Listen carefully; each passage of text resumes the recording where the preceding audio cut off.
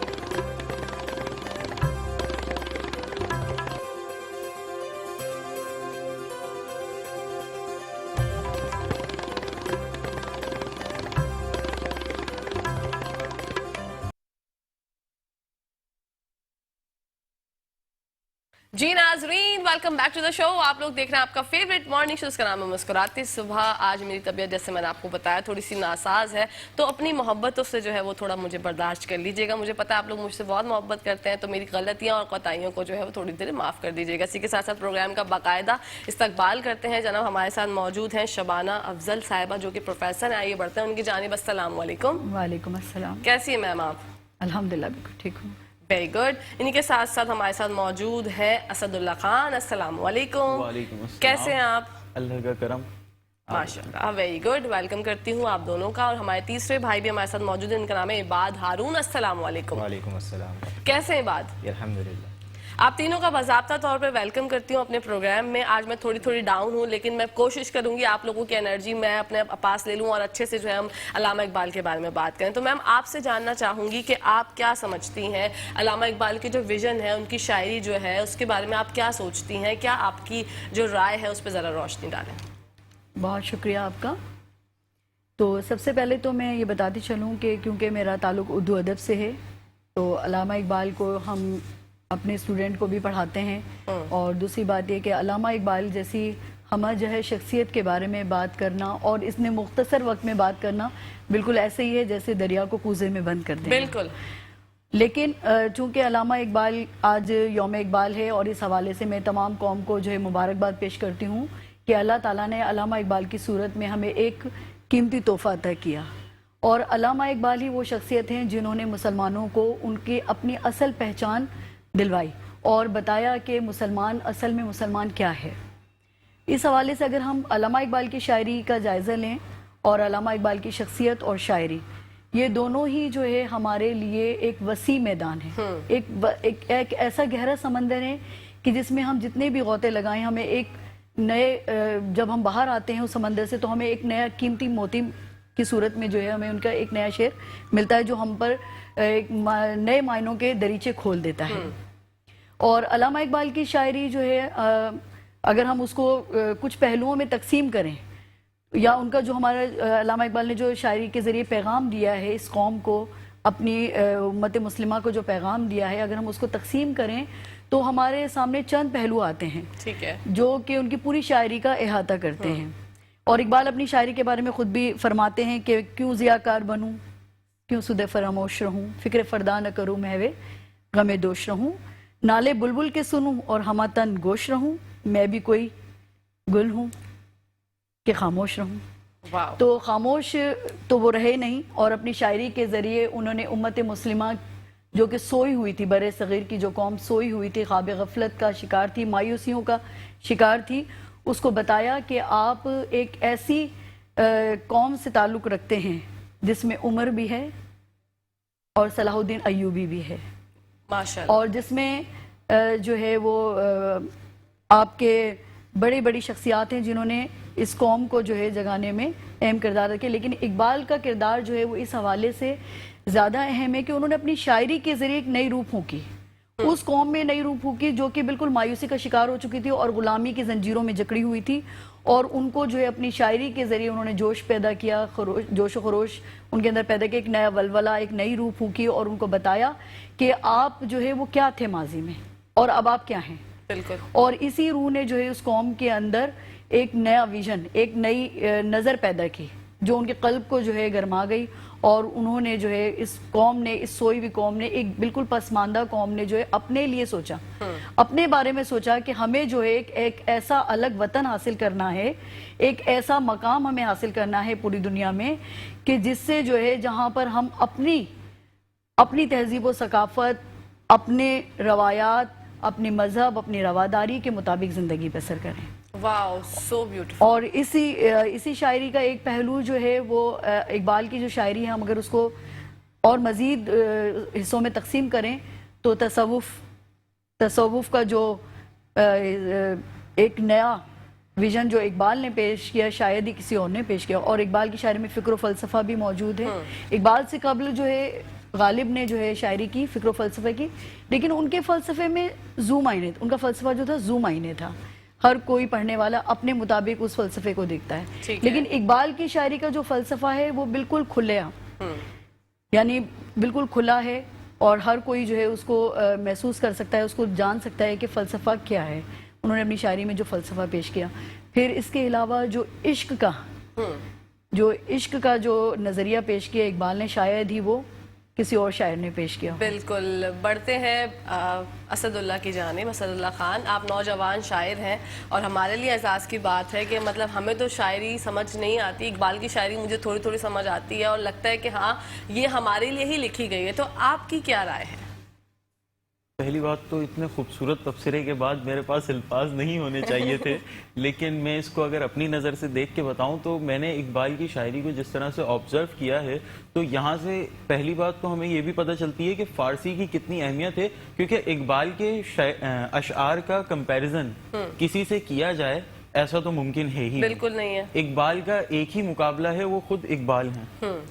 تو اقبال کی اگر اردو شاعری کا تبصرہ میں اگر فارسی شاعری سے کروں تو ان کے زیادہ اچھے اشعار فارسی میں ہیں، اور اگر ہم فارسی شاعری کو باقاعدہ اسٹڈی کریں تو ہمیں پتہ چلے گا کہ فارسی اشعار ویسے ہی اردو سے زیادہ آپ کو جا کے ہٹ کرتے ہیں آپ کے مائنڈ پہ، آپ ایک ٹرانس کی کیفیت میں چلے جاتے ہیں کہ بالکل ایسی فیلنگ آ جاتی ہے کہ ہم ہیں ہی اسی سچویشن میں، ہم بنے ہی اسی لیے ہیں، ہمارا کریکٹر ہی یہی ہے۔ اب یہاں پہ دو باتیں آتی ہیں، جیسے کہ بتایا انہوں نے کہ اقبال کی شاعری قوم کی بیداری کے لیے ضروری ہے، اب یہاں پہ ریپریزنٹیشن بھی ضروری ہے۔ شاعر آج کے دور میں بھی بہت اچھے ہیں، میں کمپیریزن نہیں کر رہا، لیکن میں صرف بتا رہا ہوں آج کے دور میں بہت اچھے شاعر ہیں، لیکن آج کی جو قوم ہے وہ شاعری سنتی ہے صرف اسٹیٹس کے لیے۔ بالکل ایسا ہی ہے۔ اس ٹائم کی جو قوم تھی وہ پڑھتی تھی شاعری کو، شاعری سننے میں اور پڑھنے میں بہت فرق ہے، شاعری سن کے ہمیں سکون مل سکتا ہے، ہمیں اچھی لگ سکتی ہے، لیکن شاعری پڑھ کے ہمیں سمجھ آتی ہے۔ بالکل، there is a big difference between سننا اینڈ پڑھنا، تو یہ ایک بگ ڈفرینس آ جاتا ہے۔ اور اس ٹائم کے لوگ پڑھتے تھے کیونکہ اس ٹائم پہ نہ ٹیلی ویژن تھا، نہ مطلب اتنا کوئی رجحان نہیں تھا اس طرف کا، سوشل میڈیا کا اتنا کوئی رجحان نہیں تھا، تو لوگ پڑھنے کو زیادہ فوقیت دیتے تھے، تو وہ لوگ پڑھتے تھے، شاعری کو سمجھتے تھے۔ پھر اب جیسے انہوں نے شکوہ سنایا، جواب شکوہ سنایا، یہ ایک جدیدیت تھی شاعری کے اندر کہ پہلے ایک بندہ خود ہی شکوہ کر رہا ہے، اور پھر جب لوگوں کی تنقید آنے لگی، مطلب سوال اٹھنے لگے کہ یہ آپ نے کیا بات کہہ دی، تو پھر انہوں نے اسی کا جواب دیا اور وہ بھی شاعری میں دیا. یہ ایک مہارت کی بات ہے کیونکہ شاعری جو ہے وہ بیسیکلی ہوتی ہے الہام. اللہ کی طرف سے الفاظ اترتے ہیں, ان الفاظ, اب یہ الہام تو اترتا ہے سب پہ, سب کے دماغ میں خیالات آتے ہیں, سب کے دماغ, تخیلات تو سب کے پاس ہی ہوتے ہیں, لیکن چند ایک لوگ ہوتے ہیں جن پہ خدا کی مہربانی ہوتی ہے اور وہ ان کو ایک لفظوں کے کوزے میں قید کر کے کاغذ پہ اتار دیتے ہیں. تو اب یہ الہام تو کچھ بھی آ سکتا تھا, لیکن اس کو ایک پرٹیکولر سبجیکٹ کے اندر ڈھالنا یہ ایک بہت ہی مشکل بات ہے. تو انہوں نے شکوہ کے بعد جب جواب شکوہ لکھا تو بینگ اے پوئٹ, میں کوئی سینئر لیول پہ نہیں ہوں, جونیئر لیول پہ ہوں, لیکن بینگ اے پوئٹ میں ڈیفیکلٹی کو سمجھ سکتا ہوں کہ کتنا مشکل رہا ہوگا ان کے لیے یہ کرنا. بالکل. تو یہ ایک اقبال کی مہارت ہے.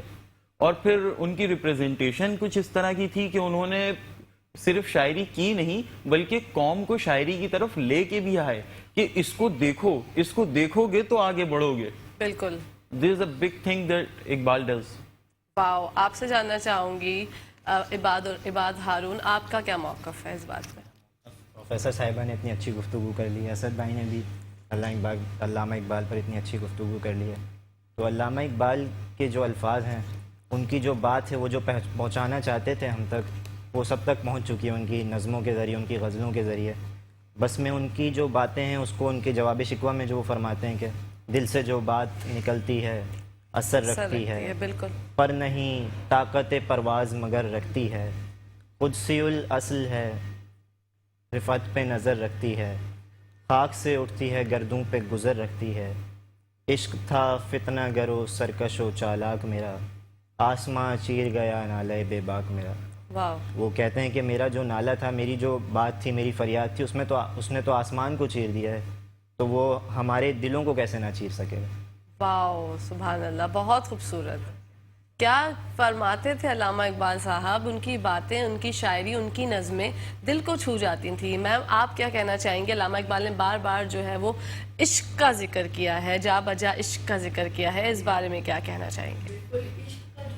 اقبال نے پیش کیا, شاید ہی وہ کسی اور شاعر نے پیش کیا. میں نے آپ سے قبل بھی یہی فرمایا تھا کہ دراصل اقبال کا جو عشق ہے نا, وہ عشق حقیقی تو ہے, عشق مجازی بھی ہے. یعنی عشق حقیقی اور عشق مجازی کا ملاپ ہے, حسین امتزاج ہے.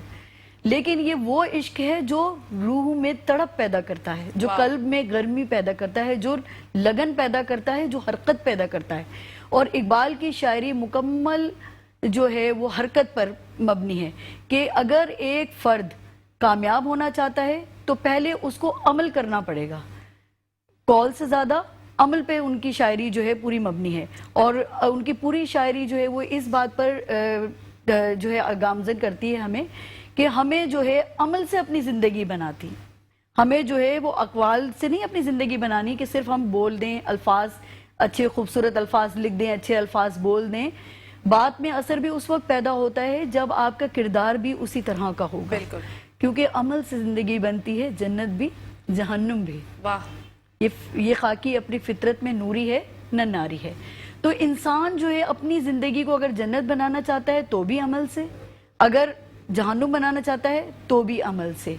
اور عشق کو تو اقبال نے جو ہے وہ اس عمل کی بنیاد قرار دیا ہے, کیونکہ جب تک کسی فرد میں عشق کی لگن نہیں ہوگی وہ آگے نہیں بڑھے گا, وہ اپنے مقصد کو نہیں حاصل کرے گا. یعنی مقصد کا حصول دراصل عشق کی راہ پہ ہی چل کے ہی حاصل ہوگا. بالکل, ویری گڈ. جی بہت اچھا. اچھا, میں آپ سے جو ہے کچھ اشعار کی گزارش کروں گی. علامہ اقبال کے اگر کچھ اشعار, کچھ شعر ہو جائے تو مزہ آ جائے گا. اسد اللہ اقبال کا جواب شکوہ کا ایک بند انہوں نے سنایا. دوسرا جو اکثر ہم اپنے نصاب میں بھی پڑھ رہے ہوتے ہیں بند تھا کہ کس قدر تم پہ گرا صبح کی بیداری ہے, ہم سے کب عشق ہے ہاں نیند تمہیں پیاری ہے. کس قدر تم پہ گرا صبح کی بیداری ہے, ہم سے کب عشق ہے, ہم سے کب پیار ہے ہاں نیند تمہیں پیاری ہے. تب آزاد ہے, تب آزاد پہ قید رمضاں بھاری ہے, تب آزاد پہ قید رمضاں بھاری ہے, تم ہی کہہ دو کہ یہی آئین وفاداری ہے. واو. مطلب کس قدر انہوں نے نوجوان نسل کو بتانے کی کوشش کی کہ ہم لوگ اپنے کمفرٹ زون میں، اچھا یہاں پہ میں اگر نیند کی بات کروں تو نیند کو انہوں نے کمفرٹ زون سے ریلیٹ کیا کہ ہم اپنے کمفرٹ زونز میں بیٹھے ہوئے ہیں، ہم اپنے کمفرٹ زون سے باہر آنا ہی نہیں چاہتے. اب ایک بندہ ہے وہ اپنے مائنڈ میں گول سیٹ کر کے بیٹھا ہوا ہے. اب میں اس کو نیشن وائڈ نہیں لے کے جاؤں گا، میں انڈیویجول پرسن پہ بھی اگر بات کروں تو انڈیویجولی بھی ہم جب سوچتے ہیں، اپنا ایک ٹارگٹ ہوتا ہے، اپنا ایک گول ہوتا ہے، ہر بندے کا ایک ڈریم ہوتا ہے کہ مجھے اس لیول تک کے پہنچنا ہے، تو وہ اس کے لیے محنت کرتا ہے.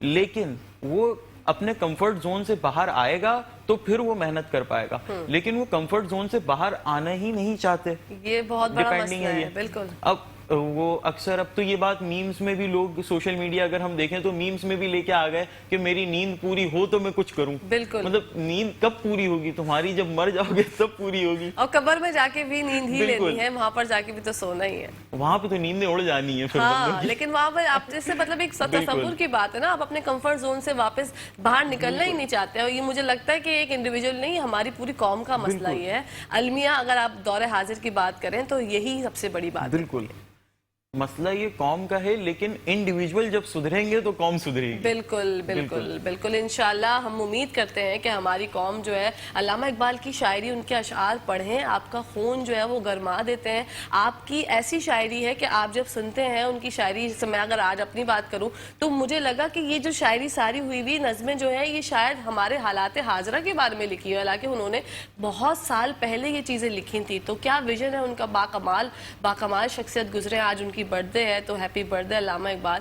آپ جہاں پر بھی ہیں آپ خوش رہیں، آباد رہیں، اللہ پاک آپ کو جنت الفردوس میں جگہ عطا فرمائے. اور ہماری قوم کے لیے دعا کیجیے، کیونکہ ہمیں بہت زیادہ ضرورت ہے دعاؤں کی. میم آپ کی جانب بڑھنا چاہوں گی، آپ کے پاس بہت سارا خزانہ ہے مجھے لگتا ہے علامہ اقبال سے ریلیٹڈ، اور ہم آپ کا خزانہ جو ہے سننا چاہتے ہیں. جی بالکل. دیکھیں میرا مقصد تو یہ ہے کہ اقبال کی شاعری جو ہے وہ نوجوان نسل کے لیے اور ہر دور کے لیے. اقبال کی شاعری لافانی شاعری ہے. یہ ہم یہ نہیں کہہ سکتے کہ صرف انہوں نے بر صغیر کے مسلمانوں کے لیے لکھی، کیونکہ اقبال کی جو شاعری تھی وہ اقبال نے نوجوان کو جو ہے اپنا ایک مین پوائنٹ یا آپ آبجیکٹ سمجھ لیجیے وہ بنایا اور شاہین کا لقب دیا. یعنی نوجوانوں کو شاہین کا لقب دیا اور کہا کہ مجھے محبت ان جوانوں سے جو ستاروں پہ ڈالتے ہیں کمن. لیکن آج بڑا افسوس ہوتا ہے اپنے ان شاہینوں کو جب ہم دیکھتے ہیں کہ ستاروں پہ کمن ڈالنے کے بجائے فیس بک، سوشل میڈیا اور ان پہ کمنٹ ڈالتے نظر آتے ہیں. بڑا ہمیں افسوس ہوتا ہے کہ ہماری نوجوان نسل جو ہے وہ کہاں جا رہی ہے. وہ نوجوان جس کو شاہین کا لقب دیا گیا وہ کرگس کے جہاں میں جا رہی ہے. تو شاہین اور کرگس میں فرق جو ہے ہماری نوجوان نسل بھول چکی ہے. تن آسانی ڈھونڈ رہی، جیسے انہوں نے فرمایا ہے کہ ہم اپنی نیند پہ ہر چیز قربان کر دیں گے. یعنی نیند قربان نہیں کریں گے لیکن باقی اس پر ہر اپنا تمام مقاصد زندگی کے ہر بڑے مقصد کو ہم جو ہے قربان کر دیں گے کہ ہماری نیند نہیں پوری ہو رہی. جبکہ تن آسانی کو اقبال نے فرمایا کہ لہو رلاتی ہے مجھے نوجوانوں کی تن آسانی، لہو رلاتی ہے. تو نوجوان جو کہ ان کے لیے شاہین تھے، جن کو کہا کہ آپ نے زمین پر اپنا بسیرا نہیں بنانا، آپ کا جو ٹھکانہ ہے وہ پہاڑوں کی چٹانوں میں ہے. تو آج کا نوجوان کہاں جا رہا ہے؟ کیوں مایوسی کا شکار ہے؟ کیوں انتشار کا شکار ہے؟ اس کا ذہن خلفشار میں کیوں مبتلا ہے؟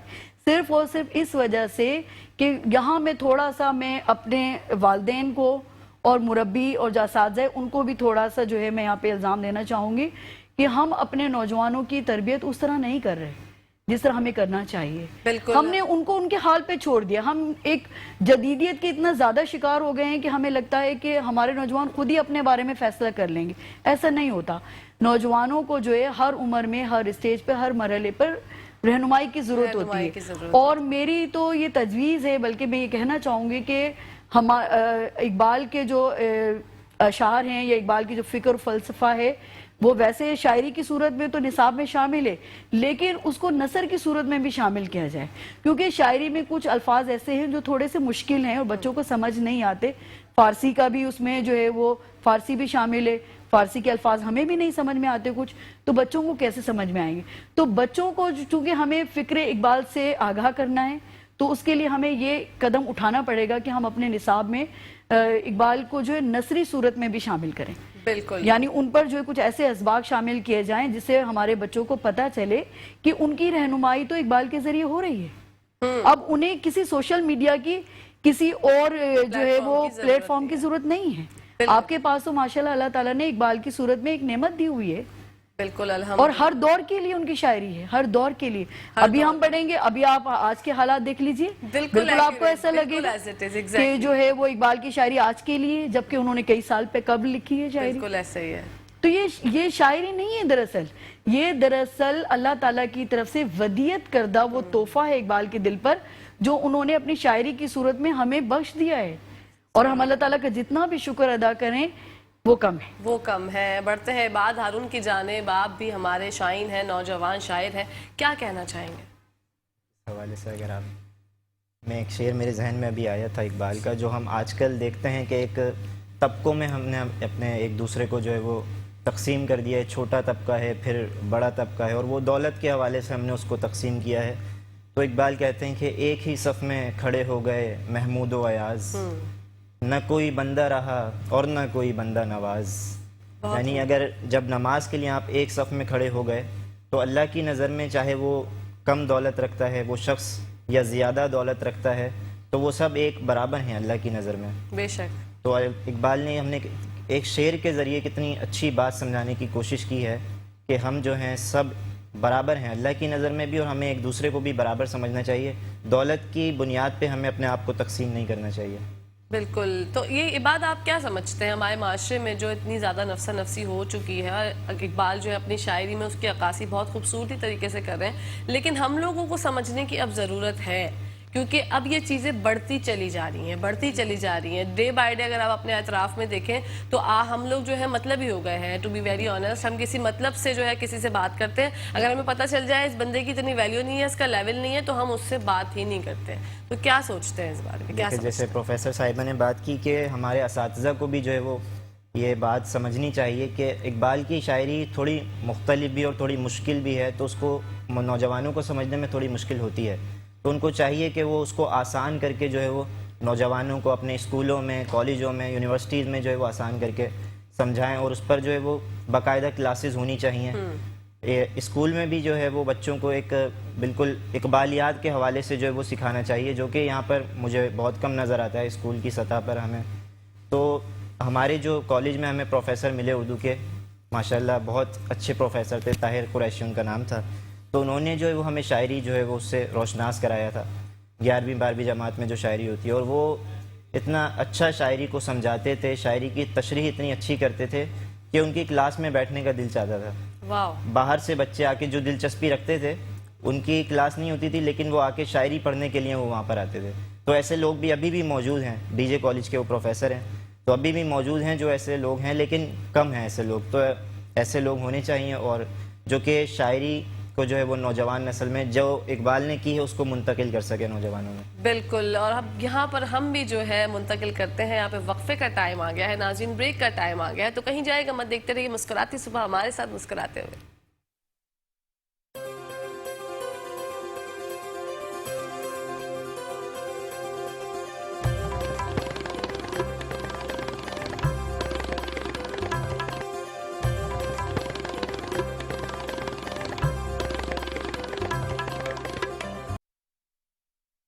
جی ناظرین، ویلکم بیک ٹو دا شو. آپ لوگ دیکھ رہے ہیں آپ کا فیوریٹ مارننگ شو، اس کا نام ہے مسکراتی صبح. 9 نومبر علامہ اقبال ڈے ہم لوگ سیلیبریٹ کر رہے ہیں. آج اپنے مسکراتی صبح میں مسکراتے ہوئے بڑھتے ہیں میم کی جانب، پروفیسر شبانہ افضل کی جانب، اور ان سے جانتے ہیں علامہ اقبال صاحب نے جو ہے وہ خواتین کے بارے میں بھی بڑی خوبصورت شاعری کی ہے. میں چاہتی ہوں کہ تھوڑی سی ہو جائے تو پھر اور سما بن جائے. ویسے تو بہت مزہ آ رہا ہے. جی بالکل. اقبال کے لیے اکثر لوگ سمجھتے ہیں کہ شاید وہ ایک خشک شاعری کرتے تھے، جبکہ ایسا نہیں ہے. اقبال کی شاعری میں خوبصورتی، دلکشی اور رنگینی بھی ہے، اور جو ہے مقصدیت بھی ہے. تو اقبال نے جو خواتین کو جو اگر میں ایک شعر سناؤں گی تو تقریباً سب کے ذہنوں میں آ جائے گا کہ وجود زن سے ہے تصویر کائنات میں رنگ، اسی کے ساتھ سے زندگی کا سوزے دروں، مکالمات فلاتوں نہ لکھ سکی لیکن اسی کے شعلے سے ٹوٹا شرار فلاتوں. تو اقبال نے خواتین کو تو اتنا زیادہ مضبوط قرار دیا ہے کہ ان کو صنف نازک نہیں صنف آہن بنا دیا. بہت خوبصورت. کہ مکالمات افلاطون تو نہ لکھ سکی لیکن شرار افلاطون اسی کے شرر سے ہی اس کے شعلے سے ہی ٹوٹا ہے. تو خواتین کو وہ ایک مضبوط کردار کے فرد کی حیثیت سے دیکھتے ہیں، اور خواتین کی خوبصورتی کو کائنات کی خوبصورتی سے مماثل قرار دیتے ہیں. بہت عمدہ. یعنی کائنات میں جو اگر رنگ ہے تو وہ خواتین کے وجود سے ہے. بے شک. ذرا سوچئے ایک منٹ کے لیے کہ اگر اس کائنات میں سے خاتون کو یعنی عورت کو نکال دیا جائے تو کیا کوئی رنگینی بچے گی اس کائنات میں؟ بالکل بھی نہیں. بالکل. تو یہ فکر اقبال ہی ہے جس نے خواتین کو جو ہے وہ صنف آہن قرار دیا اور اس کی عقل کو جو ہے بہت زیادہ بلند قرار دیا کہ خواتین جو ہے عقل کے معاملے میں بھی کسی سے کم نہیں ہیں. بے شک بے شک. بہت خوبصورتی سے جو ہے وہ آپ نے عیاں کی ہے ہم تک یہ باتیں. اور اب بڑھتے ہیں اسد اللہ خان کی جانب. اور بار بار اقبال جو ہے اپنے شاعری میں شاہینوں کا ذکر کرتے ہیں اور آج کل کے نوجوان کا ذکر کرتے ہیں, یوتھ کا ذکر کرتے ہیں. تو آپ جو بحیثیت نوجوان شاعر آپ کتنا فالو کرتے ہیں علامہ اقبال کی شاعری کو؟ میں چاہتی ہوں آپ کی شاعری جو ہے وہ ہم ملاحظہ فرمائیں. دیکھیں, علامہ اقبال کے راستے کو فالو کرنا تو ایک بہت ہی مشکل کام ہے. علامہ اقبال کے راستے چھوڑیں, ہم ان کے اگر نقش پا پہ بھی پیر رکھ کے چلتے جائیں تو ہمارے لیے راستے بہت مشکل ہو جائیں گے, کیونکہ ان کا لیول جو ہے اس لیول تک کے پہنچنا آسان بات نہیں ہے. میرے چند اشعار تھے کہ میں الگ ہوں میرا وجود الگ, باقی دنیائیں ہست و بود الگ, آپ اپنی مخالفت ہوں میں, اس پہ تیرا غم شنود الگ, تو اگر ہے تو سامنے آ جا, تو اگر ہے تو سامنے آ جا, اور پانی سے کرد دودھ الگ, زندگی دوست ایک الگ شے ہے, زندگی دوست ایک الگ شے ہے, اور تمثیل رنگ زود الگ. بہت عمدہ. سرحد دہر سے بہت آگے, سرحد دہر سے بہت آگے, آدمیت کی ہیں حدود الگ. اب یہاں پہ آپ یہ دیکھیں, سیکنڈ شعر کو اگر میں علامہ اقبال کے جواب شکوہ کی تشریح سے اگر میں بتاؤں تو یہ میں نے اس کی تشریح کرنے کی ہی کوشش کی ہے, کیونکہ علامہ اقبال کی شاعری سے کمپیریزن تو ہو نہیں سکتا کسی کا, تو یہ اس کی تشریح کا ایک چھوٹا سا حصہ مان لیا جا سکتا ہے کہ سرحد دہر سے بہت آگے, آدمیت کی ہیں حدود الگ. تمہیں سرحدوں سے آگے نکلنا پڑے گا, سرحد دہر دنیا کی حدودوں سے آگے نکلنا پڑے گا. دنیا کی حدود مطلب رسم و رواج, ریچولز, یہ جو ہم نے اپنے عقائد بنائے ہوئے ہیں, ان کو جب ہم توڑ کے آگے جائیں گے, اپنا بلیف سسٹم توڑیں گے, تو ہمیں نئی چیزیں دیکھنے کو ملیں گی. بالکل. ہمیں پتہ چلے گا انسانیت کیا چیز ہے. انہوں نے اب یہاں پہ میں نے بات کی آدمیت کی, آدمیت یعنی انسانیت, انسانیت کی بات کی. ہم یہاں پہ انسانیت چھوڑیں, ہم مذہب کو بھی اگر ہٹا دیں, اس سے بھی نیچے اگر ہم آ جائیں تو ہم یہاں فقوں میں بڑھ چکے ہیں. بالکل. انسانیت پہ تو ہم تب پہنچیں گے جب ہم فقہ سے ہٹ کے مذہب پہ آئیں, مذہب سے ہٹ کے نیشنلٹی پہ آئیں, نیشنلٹی سے ہٹ کے پھر انسانیت کا لیول آتا ہے. تو ہمیں ان سب کو عبور کرتے ہوئے سٹیپ بائی سٹیپ اس لیول تک کے آنا ہے. ہمیں ان عقائد کو توڑنا ہے کہ یہ کمتر ہے, یہ نہیں ہے, ہمیں اس سے لڑنا ہے, یہ ہمارے مقابل ہے. نہیں, یہ دنیا ہے. آپ کو پتا ہوگا دنیا میں ابھی ریسرچز چل رہی ہیں, دنیا کو گلوبل ویلیج قرار دیا گیا ہے. ویلیج میں ہمارا نظام ہوتا ہے کہ ابھی یہاں شہر ہے نا, میں اپنے موسٹ آف دی ٹائم ایسا ہوتا ہے کہ پڑوس میں کچھ ہوا ہے, مجھے سارا دن خبر نہیں ہے, رات کو گھر جا رہا ہوں, امی بتا رہی ہیں اچھا پڑوس میں یہ ہو گیا, تو مجھے پتا چل رہا ہے. لیکن گاؤں میں ایسا نہیں ہوتا. گاؤں میں سب کو پتا ہوتا ہے کہ کس کے گھر پہ کیا ہوا ہے, سب ایک دوسرے کے حال احوال سے واقف ہوتے ہیں. تو دنیا کو گلوبل ویلیج اسی لیے کہا جا رہا ہے کہ سوشل میڈیا کے تھرو سب ایک دوسرے سے آگے جا کے کنیکٹ ہونے والے ہیں. بالکل صحیح بات ہے. تو گلوبل ویلیج جبھی بنے گا جب ہم یہ سب چھوٹی چھوٹی فقے یہ سب چھوڑ کے انسانیت کی طرف آئیں گے. یہاں پہ پاکستان کے اندر بھی بہت سارے لوگوں نے اس کے اوپر ورک کیا ہے, جیسے عبدالستار ایدھی ہو گئے سب سے ٹاپ پہ, کہ انہوں نے انسانیت کو فوقیت دی, انسانیت کے لیے کام کیا. آپ جائیں ایدھی سینٹر جائیں, وہاں پہ آپ کو کبھی آپ کو ایسا نہیں ملے گا کہ کوئی کرسچینٹی کا اگر بچہ آ گیا تو اس کو نہ رکھا ہو انہوں نے, کوئی ہندو ریلیجن سے آ گیا اس کو نہ رکھا ہو, سکھ بچہ آ گیا اس کو نہ رکھا ہو, انہوں نے سب کو رکھا ہے. تو انسانیت کو فوقیت دینا یہاں پہ بہت ضروری ہو گیا ہے, کیونکہ ہم کسی بھی ملک میں رہتے ہیں وہاں 1% 2% کچھ بھی ہو, کسی بھی لیول پہ جا کے ہو, لیکن دوسرے ہمارے جو عقیدے ہیں وہ موجود ہوتے ہیں. ہمیں ان کو بھی نظر میں رکھنا ہے, ایسا نہیں کہ ہم انہیں بالکل چھوڑ دیں. بالکل. تو مین چیز جو ہے وہ ہے انسانیت. انسانیت کا ہونا ہم سب کے اندر بہت زیادہ ضروری ہے, اور کہیں نہ کہیں جہاں پہ برائیاں ہوتی ہیں وہاں اچھائی بھی ہوتی ہے. بڑھتے ہیں عباد ہارون کی جانب اور ان سے سنتے ہیں ان کے کچھ اشعار. جی ارشاد عباد. تو آپ نے اقبال کے حوالے سے بات کی پہلے کہ اقبال کو جو ہے وہ نوجوان نسل جو ہے وہ فالو کر رہی ہے, یعنی تو میں بتاتا چلوں کہ نوجوان جو ہیں بالکل شاعری کی طرف جو ہے ان کا رجحان جو ہے وہ بڑھ رہا ہے. رومانوی شاعری بھی ہے لیکن اور دوسری قسم کی جو شاعری ہے وہ بھی ہے. تو یہ جو خوف جو ہمارے نوجوانوں میں پایا جاتا ہے, اقبال نے بھی اس کا ذکر کیا کہ تم جو ہے وہ اپنے آپ کو پہچانو, خودی کا جو ان کا تصور ہے. تو اس حوالے سے بھی کچھ اشعار ہیں کہ خوف کے بادل چھٹ جائیں گے لیکن کب, خوف کے بادل چھٹ جائیں گے لیکن کب, پتھر راہ سے ہٹ جائیں گے لیکن کب, اور ایک دن آئے گا حق اپنا پانے کے لیے, ایک دن آئے گا حق اپنا پانے کے لیے, لوگ ہمارے ڈٹ جائیں گے لیکن کب, لیکن کب, ایک دن آئے گا حق اپنا پانے کے لیے, لوگ ہمارے ڈٹ جائیں گے لیکن کب, اپنے مسائل حل ہو جائیں گے سچ بولو, اپنے مسائل حل ہو جائیں گے سچ بولو, بکھرے بال سمٹ جائیں گے لیکن کب, کب. سبحان اللہ. اور جھولیاں سب کی بھرتی ہیں جس چوکھٹ پر, جھولیاں سب کی بھرتی ہیں جس چوکھٹ پر, ہم بھی اس چوکھٹ جائیں گے لیکن کب. ہم بھی اس چوکھٹ جائیں گے لیکن کب. بہت عمدہ, بہت عمدہ. کیا بات ہے علامہ اقبال کی, کیا بات ہے. بہت خوبصورتی سے اب آپ کے اشعار ہو جائیں. یہ میں نے اپنے ہی اشعار اپنے اشعار بتائیں آپ نے, ماشاءاللہ اتنے خوبصورت. جزاک اللہ. مجھے لگا آپ علامہ اقبال کے اشعار سنا رہے ہیں. بہت خوبصورت, بہت خوبصورت, جزاک اللہ. Highly appreciated. ماشاءاللہ, اللہ پاک آپ کو اور جو ہے وہ بلندیوں کی, آسمان کی بلندیاں چھوائے. میں تو دعا گو ہوں, میں جبھی تو اتنا انجوائے کرتی تھی, میں تو کسی اور ٹرانس میں پہنچ گئی تھی. اچھا, یہ ویسے ہی اپنے آپ میں ایک اپریسیشن ہو گئی کہ آپ نے سمجھا یہ علامہ اقبال کے اشعار ہیں. بالکل, اب اس بہت کے ہی بعد کچھ کہنے کی گنجائش باقی نہیں بچتی.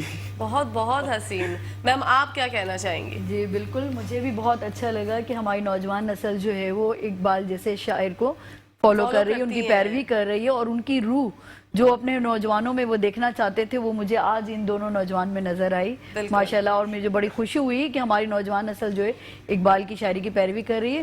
یہاں میں ایک بات کرنا چاہوں گی, انہوں نے ابھی ہارون صاحب نے جو ہے وہ ذکر کیا خودی کا.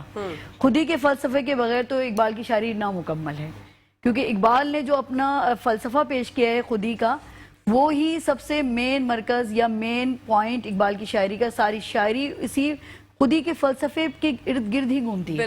اچھا, خودی کیا ہے؟ خودی کا سر نہا لا الہ الا اللہ, خودی ہے تیغ فساں لا الہ الا اللہ. یعنی خودی کا جو راز ہے وہ دراصل لا الہ الا اللہ میں ہی پوشیدہ ہے. جب ہم اللہ تعالیٰ کی وحدانیت کا اقرار کر لیتے ہیں تو ہم اپنے آپ کو اللہ کے سپرد کر دیتے ہیں. یعنی ہم نے اپنے آپ کو مکمل طور پر ایک اللہ کے سپرد کر دیا.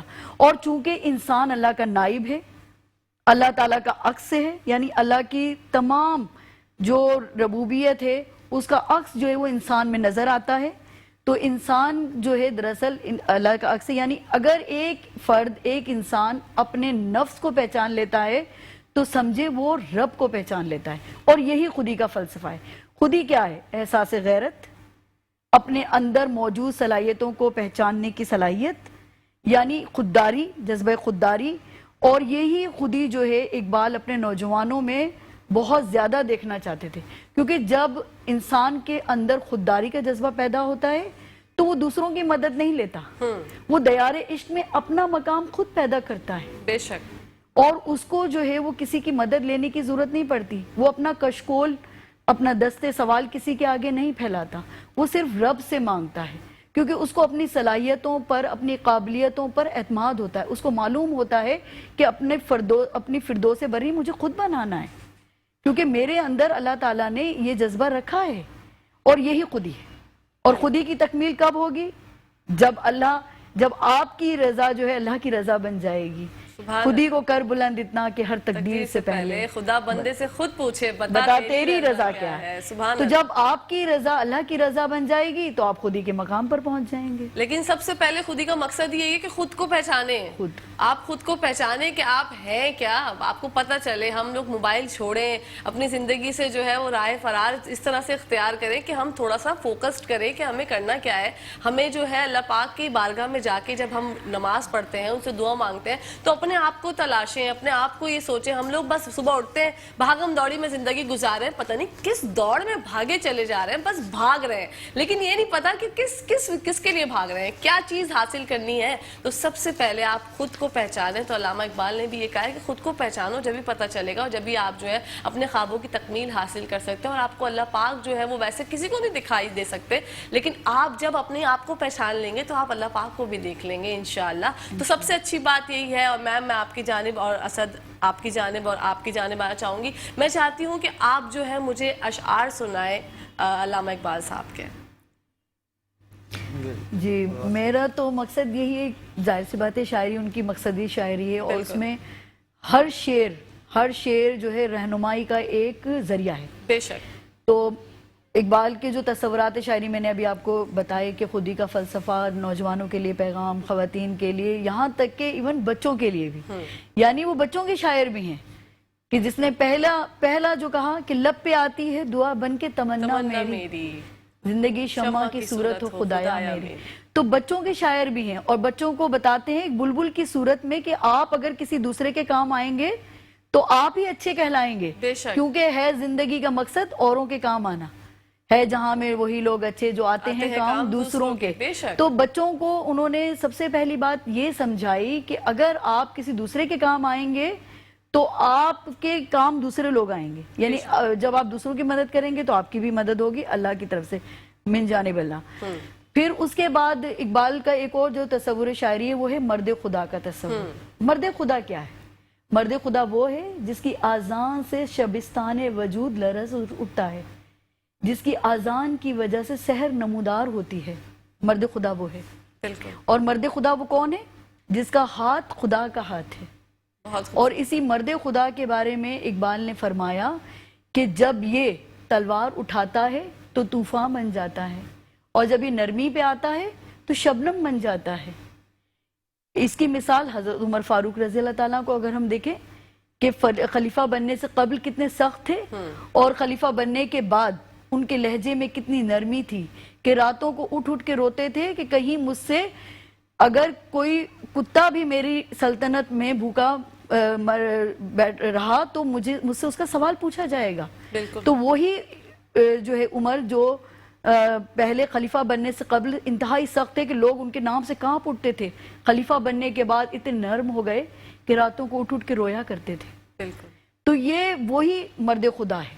इसी मर्द खुदा को इकबाल जो है मुसलमान कौम में देखना चाहते थे, और हर लम्हा वो बताते थे कि एक मर्द खुदा कैसा होता है, एक बंदा मोमिन कैसा होता है। हर लहजा है मोमिन की नई शान और नई आन, गुफ्तार में किरदार में अल्लाह की बुरहान। यानी बंदा खुदा अगर मर्द मोमिन बनता है तो सबसे पहले उसको अल्लाह की पहचान करना होगी। वो अल्लाह का नाइब है, इस जमीन पर खलीफा है अल्लाह की तरफ से भेजा हुआ, उसको अल्लाह उसके सिफात में अल्लाह की सिफात का अक्स नजर आना चाहिए।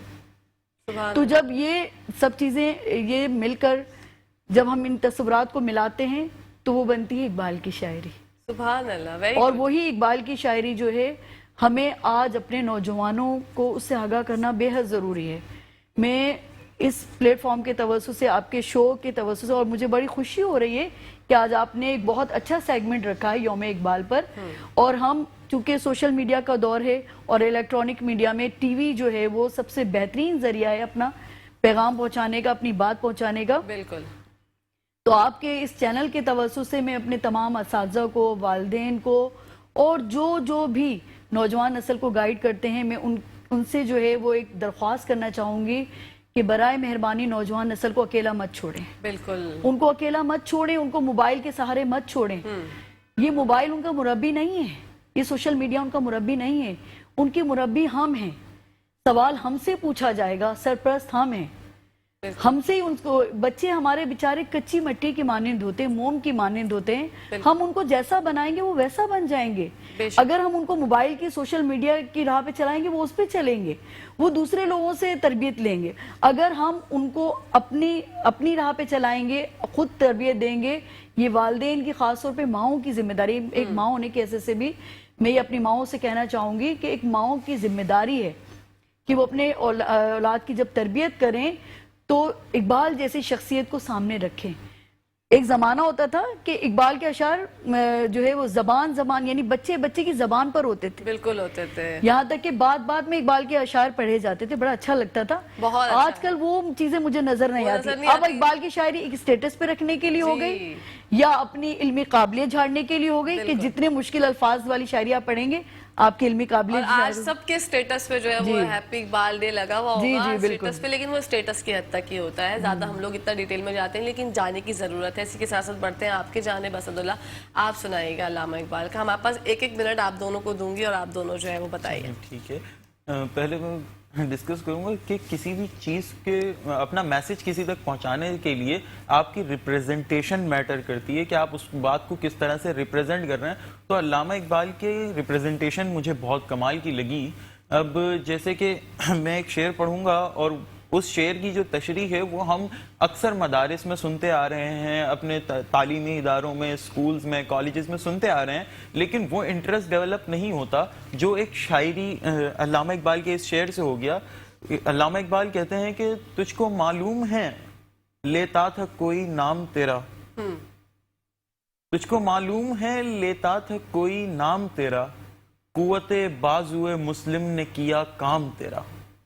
अब इसमें पहले उन्होंने सवाल किया जैसे कि बड़े बुजुर्ग करते हैं। एक बाप होने की हैसियत से मेरे वालिद साहब मुझसे जैसे सवाल करेंगे कि तुम्हें पता है मैंने तुम्हारे लिए क्या क्या किया है, किस मुश्किल से तुम्हें बड़ा किया है। तो उस तरह से इन्होंने एक बुजुर्ग होने के नाते सवाल किया कि तुझको मालूम है लेता था कोई नाम तेरा, तुम्हें पता भी है कोई था आप सल्लल्लाहु अलैहि वसल्लम, तुम्हें मालूम है कोई तुम्हारा नाम लेता था, रातों को उठ के कोई तुम्हारा नाम लिया करता था। बिल्कुल बिल्कुल। इसी के साथ साथ बढ़ते हैं इबाद हारून की जानिब। जी इबाद, इकबाल का एक शेर सुनाने से पहले थोड़ा जो आजकल नौजवान नस्ल हमें बहुत ज्यादा मसरूफ नजर आती है। एक मिनट है इबाद। जी बिल्कुल बिल्कुल। तो अपनी दीगर ज़िंदगी की मसरूफियात में जो है मसरूफ़ है नौजवान नस्ल, और अज़ान होती है और हम जो है वो अज़ान को पसे पुश्त डाल देते हैं। तो उस पर इकबाल ने कहा कि वो एक सजदा जिसे तू गिरां समझता है, हज़ार सजदों से देता है आदमी को निजात। यानी अगर वो एक सजदा आप छोड़ रहे हो तो ऐसा हो सकता है कि वो सजदा ऐसा हो कि वो आपके पिछली 1000 सजदों या पिछली 1000 नमाजों का जो है वो खमियाजा बन जाए और आपकी निजात का बाइस बन जाए, लेकिन वो एक सजदा जो है वो हम छोड़ देते हैं। सुभान अल्लाह, बहुत खूबसूरत। इसी के साथ साथ प्रोग्राम का पहले सेगमेंट का वक्त इख्तिताम पजीर हो गया। आप सबका बहुत बहुत शुक्रिया। इंशाल्लाह जिंदगी रही तो फिर मुलाकात होगी। जी नाज़रीन, इसी के साथ साथ यहाँ पर ब्रेक का टाइम हो गया, कहीं जाएगा मैं देखती रही मुस्कुराते, सुबह हमारे साथ मुस्कुराते हुए।